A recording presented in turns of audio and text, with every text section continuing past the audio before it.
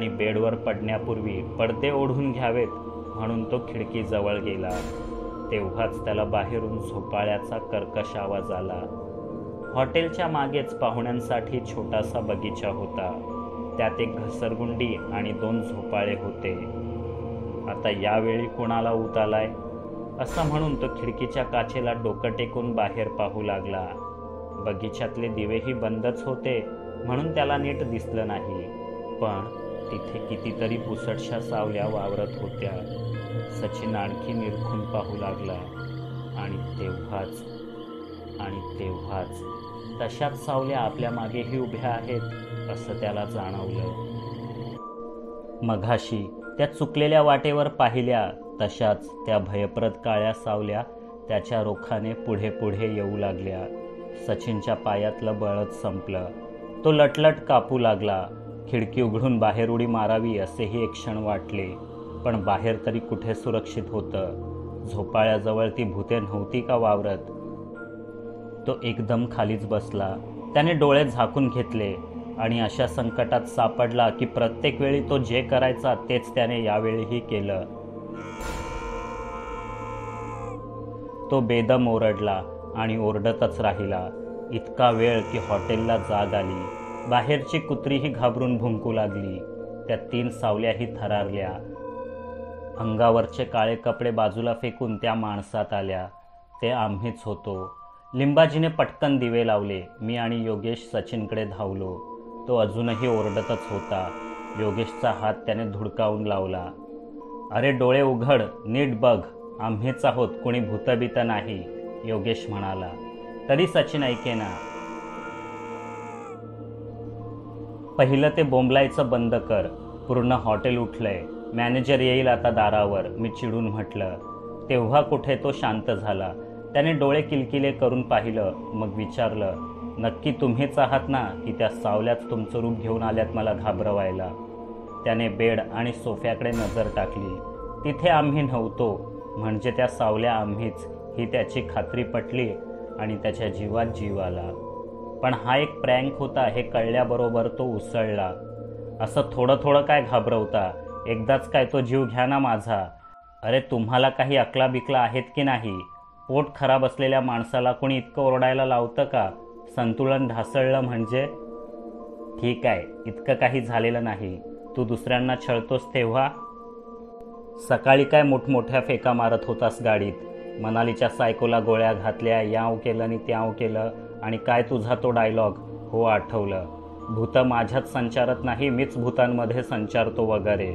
म्हणून म्हटलं घेऊया जरा तुझी परीक्षा. पण सपशेल नापास झालास रे तू, लिंबाजी म्हणाला. इतक्यात दारावर टकटक झाली. मी दार उघडलं. तो मॅनेजरच होता. गोंधळ कसला म्हणून त्याने विचारलं.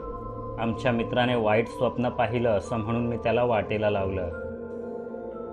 अरे बोलायला काय जातंय, मी काहीही बोलतो, म्हणून एवढं करायचं काय? माझं बोलणं मी पण इतक्या सिरियसली घेत नाही. तुम्ही कधीपासून घ्यायला लागलात?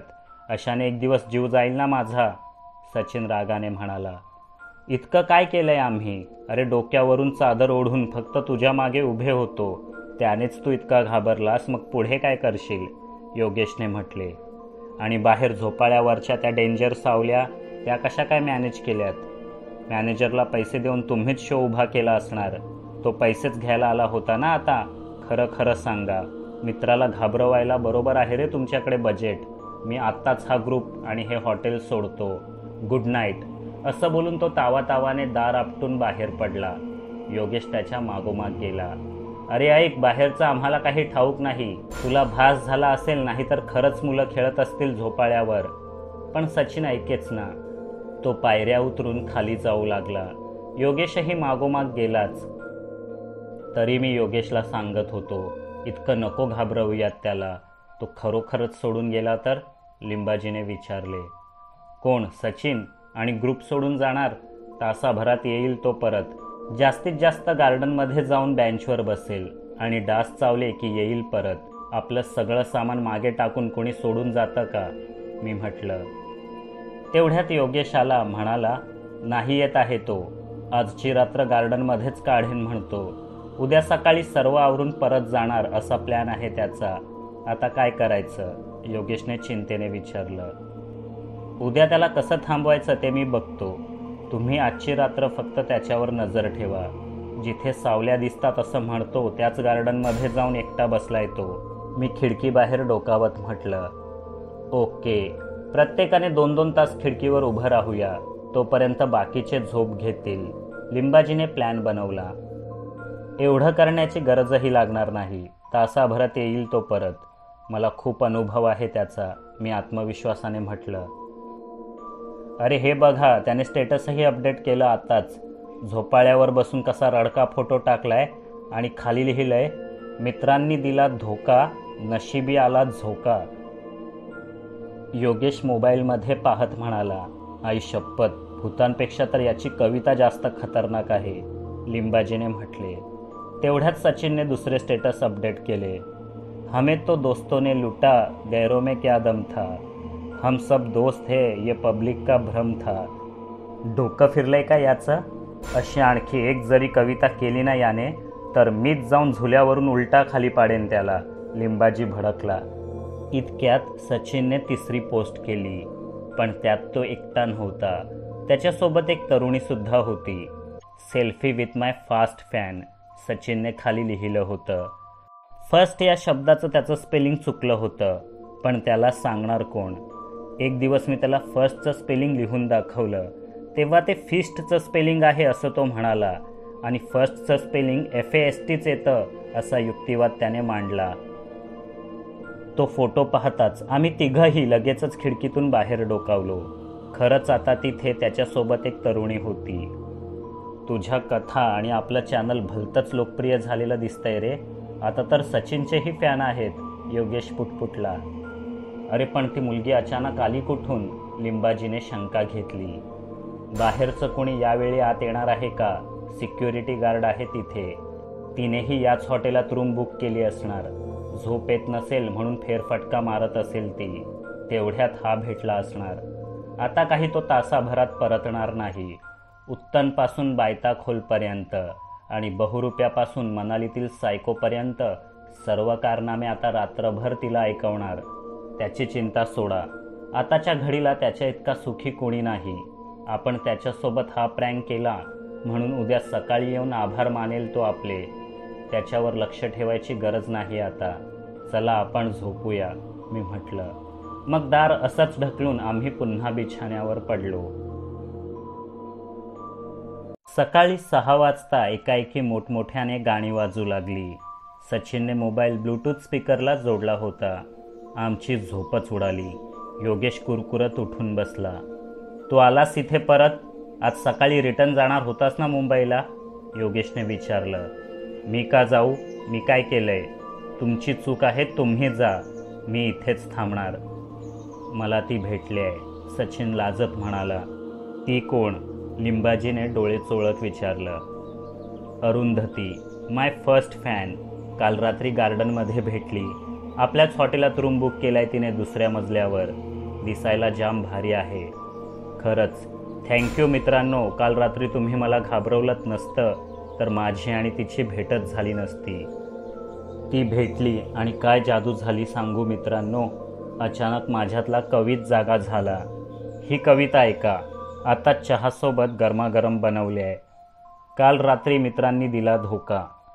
काल रात्री मित्रांनी दिला धोका म्हणून नशिबी आला झोका. पण झोक्यावर येऊन भेटली ती, तिचं नाव अरुंधती. सकाळ सकाळी कानांवर हा अत्याचार सहन न होऊन लिंबाजी पिसाळला. एकतर तुझी कविता आवर, नाहीतर ती गाणी तरी बंद कर. उठलो तर तुझा स्पीकर फोडून टाकेन मी. अरे रे मित्रा लिंबाजी, एवढा रागावतोस कशाला? हे घे, बंद केला मी स्पीकर. आता यापुढे मी कुणाशीही वाद घालणार नाही, कारण माझ्या अरुंधतीने मला संयम शिकवलाय. आम्ही दोघं मिळून आता इब्लिसची केस सॉल्व करणार आहोत, सचिन शांतपणे म्हणाला. पण हे ऐकताच माझीही झोप उडाली. काय म्हणालास? तिला कोणी सांगितलं इब्लिसबद्दल? तूच सांगितलं असशील ना. आपल्या शोधकार्याची गुपिते बाहेर फोडू नकोस असं बजावूनही केलास ना घोळ, मी उठत म्हटलं.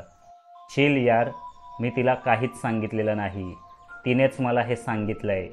तीही याच केससाठी आल्या इथे. कारण ती रिपोर्टर आहे. या अज्ञात आणि गूढ आत्महत्यांची सविस्तर बातमी बनवायची आहे तिला. ती तुला भेटायला येणार आहे. इच्छा असेल तर तुम्ही सुद्धा आमच्या तपासाचा भाग बनू शकता बिनअनुभवी पोरांनो, सचिन प्रसन्न हसत म्हणाला. एका रात्रीत पार्टी बदललीस तू. धन्य आहेस बाबा. योगेशने हात जोडले. ठीक आहे, मग आम्ही दोघं तुम्हाला जॉईन करतो. पण ही केस मी लीड करणार. तसं सांगितलंय मी तिला म्हणून, सचिन सारवासारव करत म्हणाला. तुला काय वाटेल ते कर, पण ही केस साधीसुधी नाही. प्रकरण गळ्याशी येणार हे लक्षात ठेव. मी उठून आंघोळीसाठी जात म्हटलं. बाकीच्यांनीही आपापलं आवरायला घेतलं. आज आम्हाला अजिंठ्याला जायचं होतं. गाडीही आधीच बुक केली होती, पण आता ती कॅन्सल करून थोडी मोठी गाडी मागवावी लागणार. कमी वर्दळीच्या लांबलचक रस्त्यांवर गाडी वेगाने धावत होती. ड्रायव्हर काका अनुभवी होते. त्यांच्या शेजारी लिंबाजी, मध्ये मी आणि योगेश, आणि मागे सचिन आणि अरुंधती बसले होते. दोन्ही बाजूला मोठमोठी हिरवीगार शेतं, उकाडा नसलेली कोरडी हवा आणि आल्हाददायक वातावरण. पण मागे सचिनचा रेडिओ अखंड वाजत होता. त्या मुलीचे कान अजून फुटले कसे नाहीत याचं मला आश्चर्य वाटत होतं. एकतर ती ठार बहिरी असावी, नाहीतर तिने कानात घट्ट बोळे तरी कोंबले असावेत. अखेर सचिनची बडबड थोपवून तिने विचारलंच, चेतन सर, आपण अजिंठ्याला का जातोय? सचिन सांगेल, तोच तर या मिशनचा लीडर आहे. मी विषय टाळला. ती उत्सुकतेने सचिनकडे पाहू लागली. सचिन चपापला, मनात जुळवाजुळव करत सांगू लागला.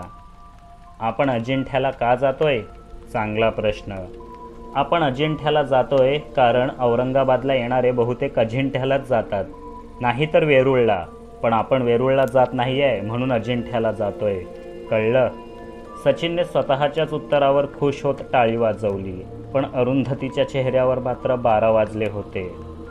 अहो, पण आपण पर्यटनाला थोडीच आलो आहोत. या विजिटचा केसशी काय संबंध? तिने पुढचा प्रश्न विचारला. सचिन गोंधळात पडला. मग मी मदत करायचं ठरवलं आणि म्हटलं, इब्लिसशी संबंधित पहिली आत्महत्या अजिंठ्यालाच झाली होती. लेणी पाहून झाल्यावर परतणाऱ्या एका पर्यटकाने बसच्या खिडकीवरील काचेत स्वतःचं प्रतिबिंब पाहिलं आणि तीच काच फोडून बाहेर उडी टाकली. मागून येणाऱ्या दुसऱ्या बसखाली तो चिरडला.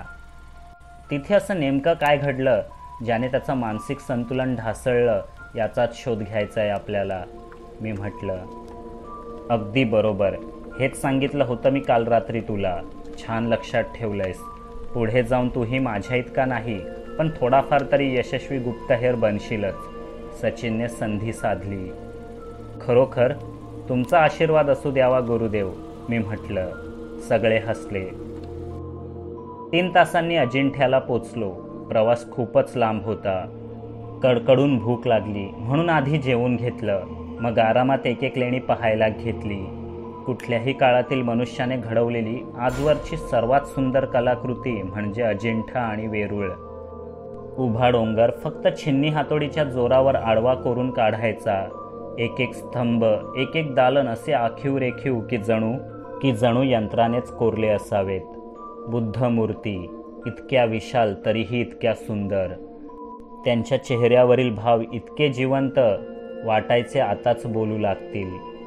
गुहांच्या भिंतीवरील हजारो वर्ष जुन्या चित्रांचा रंग आता विटला होता, तरीही त्या कालातीत चित्रांच्या रंगछटा मनाला भुरळ पाडत होत्या. इथे लेण्या कोरण्याचा निर्णय घेणाऱ्यांच्या सौंदर्यदृष्टीची कमालच असावी. दोन्ही बाजूंना डोंगर, मधूनच वाहणारी नदी, वरून कोसळणारा धबधबा, सारं काही इतकं अद्भुत की पुन्हा इतिहासात घेऊन जाणारं. मध्ये काही अर्धवट बांधलेल्या गुंफा आणि चौथरा सोडून इतर काहीही नसलेली रिकामी दालनेही होती. मी तिथे जाऊन जरा टेकलो. डोंगराच्या मधोमध उंचीवर अर्धवर्तुळाकार कोरलेल्या त्या सर्व लेण्यांवर नजर टाकली. सूर्यास्ताच्या सोनेरी प्रकाशात उजळून निघाल्यामुळे त्या अधिकच सुंदर भासत होत्या. इतक्या मनोहारी आसमंतात कुणाच्याही मनात आत्महत्येसारखा अपवित्र विचार येईलच कसा? मी क्षणभर डोळे मिटले, मग पुन्हा उघडले. शेजारच्या दगडी कुंडातील नितळ पाण्यात स्वतःचं प्रतिबिंब पाहिलं आणि पाहतच राहिलो. ती माझीच प्रतिमा होती, पण अधिक सुधारित. चेहरा तेजस्वी, बलदंड शरीर, डोळेही अधिक पाणीदार. मला आश्चर्याचा सुखद धक्काच बसला. मी ते पाणी हाताने ढवळले. तरंग निर्माण झाले तशी ती प्रतिमाही मिटली. मग पुन्हा पाणी स्थिरावले, पण आता त्यात माझे प्रतिबिंब दिसत नव्हते. कुणाचे तरी क्रूर डोळे माझ्यावरच रोखलेले आहेत असा भास झाला. मी संमोहित झाल्यासारखा त्या डोळ्यांकडे पाहत राहिलो. पण इतक्यात भगवान श्रीकृष्णाचा दैवी संदेश ऐकू आला. यदा यदा हि धर्मस्य. ही माझी रिंगटोन होती. मी एकाएकी तंद्रीतून बाहेर पडलो. त्या पर्यटकाने काय पाहिले असावे हे मला चांगलेच उमगले. मी फोन कानाला लावला. आईच होती. तिने विचारलं, बरं आहेस ना? मला दुपारी फार भयंकर स्वप्न पडलं. स्वतःची काळजी घे. भरपूर बोलून तिचं समाधान करून दिल्यावरच तिने फोन ठेवला. शेवटची बस पर्यटकांना घेऊन लेण्याबाहेर पडणार होती, म्हणून लिंबाजी बोलवायला आला. मग आम्ही परत निघालो. अर्ध्या वाटेत असतानाच अंधारून आलं, पण ड्रायव्हर काका सराईतपणे गाडी चालवत होते. बाकीचे पर्यटक आधीच परतले असावेत. रस्त्यावर आमचीच गाडी धावू लागली.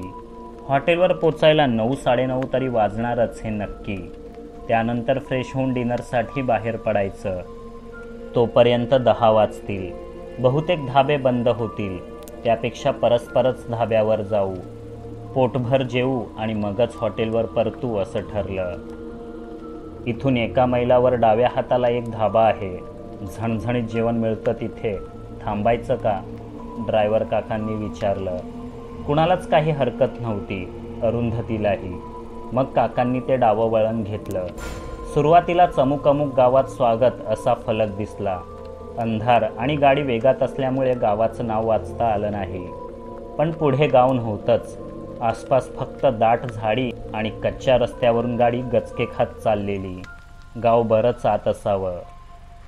इतक्यात कुठला धाबा असेल रे? लिंबाजीने मागे वळून विचारलं. काय माहीत, कदाचित काका शॉर्टकटने दुसऱ्या हायवेवर पोचतील. तिथे असेल तो धाबा, योगेश म्हणाला. काय, आज पुन्हा शॉर्टकट? सचिन दचकला. पण अरुंधती शेजारी असल्याने तो फार काही बोलू शकला नाही. आता मलाही थोडं थोडं टेन्शन येऊ लागलंय. काय करायचं मित्रांनो? अरुंधती कुजबुजली. पण एवढ्यातच ड्रायव्हर काकांनी करकसून ब्रेक मारला. आम्ही सगळे पुढे आदळलो. मग सावरून बाहेर पाहिलं. अजूनही गावात पोचलो नव्हतो. हा निर्जन रानटी भागच होता. मग गाडी का थांबवली? आम्ही समोर पाहिलं. पुन्हा तसेच काळा अंगरखा घातलेले दूत आमची वाट अडवून उभे होते. पण यावेळी त्यांची संख्या जास्त होती. ड्रायव्हर काकांनी हे असलं काही प्रथमच पाहिलं असावं. ते थरथरू लागले. अरुंधती पत्रकार असल्याने साहजिकच धाडसी होती. तिने हे टिपण्यासाठी कॅमेरा बाहेर काढला. मी तिला हातानेच थांबण्याची खूण केली. न जाणो ते आज कुठल्या मूडमध्ये असतील. काही करणार तर नाहीत ना हे आपल्याला? तिने घाबरून विचारलं. आमची कालच त्यांच्याशी पहिली गाठ पडली आहे, आज दुसरी. ते भयप्रद वाटतात, भेदक नजरेने बघतात, पण तसे निरुपद्रवी आहेत. काल त्यांनी आम्हाला काहीच केलं नाही, लिंबाजी म्हणाला. अरे पण आहेत कोण ते? का आपली सारखी सारखी वाट अडवतात? काय हवंय काय त्यांना? सचिनने दबक्या आवाजात विचारलं. हे तर तुम्हाला माहीत असायला हवं ना लीडर साहेब? अरुंधती त्याच्याकडे आश्चर्याने पाहत म्हणाली. हो, तसं माहिती आहे मला. कदाचित त्यांना लिफ्ट हवी असेल, सचिनने ठोकून दिले. डझनभर लोकांना आधीच भरलेल्या 6 सीटर कारमध्ये लिफ्ट हवी आहे? फारच विनोदी आहात तुम्ही. अशा परिस्थितीत कसे काय सुचतात तुम्हाला विनोद? अरुंधतीने विचारलं. सचिन खोटं खोटं हसला आणि गप्प बसला. मला वाटतं आपण खाली उतरून त्यांना वाट मोकळी करून देण्याची विनंती करायला हवी, योगेशने सुचवलं. बरोबर बोलताय साहेब तुम्ही, पण जाणार कोण? ड्रायव्हर काकांनी विचारलं. कोण म्हणजे? लीडर साहेब जातील. काय मॅडम? लिंबाजीने मागे पाहत म्हटलं. हो बरोबर. सचिन सर उतरा. कालपासून खूप ऐकले तुमचे कारनामे, आज दाखवून द्या, अरुंधती सचिनकडे पाहत म्हणाली. सचिन आमच्याकडे पाहून दातोट खाऊ लागला. बाहेरचे ते काळे दूत अजूनही तंद्री लागल्यासारखे आमच्या गाडीकडेच पाहत होते. गाडीच्या हेडलाईट्सचा तीव्र प्रकाश त्यांच्या चेहऱ्यावर पडूनही त्यांची एकाग्रता भंग पावली नव्हती. काहीतरी पुटपुटत सचिन बाहेर पडला. मुंगीच्या पावलांनी पुढे जाऊ लागला. समोर येताच त्याने दिनवाण्या नजरेने मागे पाहिलं. आम्ही त्याला गाडीतूनच थम्सअप दाखवला. मग तो जसजसा त्यांच्या दिशेने पुढे गेला तसतसे तेही त्याच्या दिशेने पुढे येऊ लागले. आज त्यांची प्रतिक्रिया काही वेगळीच होती. हे पाहून सचिन थबकला. काका, गाडी रिव्हर्स गिअरमध्ये टाकून ठेवा. मी बाहेर पडताच हळूहळू मागे जायला लागा. आम्ही धावतच गाडी पकडू. थोडं मागे गेल्यावर युटर्न घेऊ आणि सुसाट जाऊ. आज यांचं लक्षण काही ठीक दिसत नाही. कुणीही बाहेर पडू नका. अशा सूचना देऊन मी गाडी बाहेर पडलो. एव्हाना ते विचित्र लोक चहूबाजूंनी सचिनला वेढण्याचा प्रयत्न करत होते. आज त्यांच्या नजरेत एक वेगळीच हिंस्त्रक झाक होती. सचिनला तर काय करावे तेच कळेना. तो तसाच गोठून उभा राहिला होता. हालचाल केली तर हे लोक आपल्यावर झडप घेतील की काय असे त्याला वाटत असावे. तशी शक्यताही होती. मी गाडी बाहेर पडताच पुन्हा एकदा मोबाईलवर मोठ्याने भगवद्गीता लावली. मीठ टाकल्यावर गांडूळ तडफडतो तसे ते काळे दूत कानांवर हात ठेवून विव्हळू लागले. त्याचा फायदा घेऊन मी सचिनला मागे ओढलं आणि गाडीच्या दिशेने धावायला सुरुवात केली. ड्रायव्हर काकांनी सांगितल्याप्रमाणे गाडी रिव्हर्समध्ये मागे घेतली. आम्ही गाडी मागे आणि आमच्या मागे ते विचित्र काळे दूत असा पाठलाग सुरू झाला. झॉम्बीज मागे लागल्याप्रमाणे सचिन जीव तोडून पळत होता. काकांनी युटर्न घेतला. कसेबसे आम्ही गाडीत चढलो. एव्हाना त्या आकृत्या गाडीजवळ पोचल्याही. त्या दाराशेजारून धावू लागल्या. गाडीवर थापा मारू लागल्या. त्यांच्यापैकी एकाने वाकून गाडीत पाहिलं आणि क्रूरपणे दात विचकले. तो भयावह दिसत होता, कारण त्याची काळी बुबुळे गायबच होती.